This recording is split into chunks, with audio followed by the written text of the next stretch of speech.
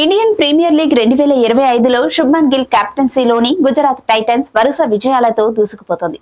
Batting, bowling లో అదరగొడుతూ మరోసారి all round ప్రదర్శనతో రాజస్థాన్ రాయల్స్ పై భారీ విజయాన్ని అందుకుంది. అయితే ఈ మ్యాచ్ లో రాజస్థాన్ ప్లేయర్ రియాన్ పరాగ్ అవుట్ వివాదం రేపింది. అంపైర్ తో గొడవ హాట్ టాపిక్ గా మారింది. రాజస్థాన్ ఇన్నింగ్స్ 7వ ఓవర్లో కుల్వంత్ కేజ్రోలియా బౌలింగ్ చేయడానికి వచ్చాడు. పరాగ్ తన 4వ బంతిని సరిగ్గా ఆడలేకపోయాడు. బంతి వికెట్ కీపర్ జోష్ బట్లర్ చేతిలోకి వెళ్లింది. అతను గట్టిగా అపీల్ చేశాడు. దీంతో అంపైర్ అతన్ని అవుట్ అని ప్రకటించాడు. రియాన్ పరాగ్ సమీక్ష తీసుకోవాలని నిర్ణయించుకున్నాడు. ఎందుకంటే బంతి బ్యాట్ కు తగలలేదు. బ్యాట్ నేలను తాకినప్పుడు శబ్దం వచ్చింది. కానీ అతన్ని అవుట్ గా ప్రకటించారు.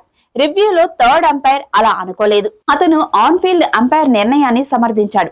కానీ మైదానంలోని అంపైర్లు అతన్ని బయటకు వెళ్లమని కోరారు. రియాన్ పరాగ్ కోపంగా పెవిలియన్ కు తిరిగి వచ్చాడు.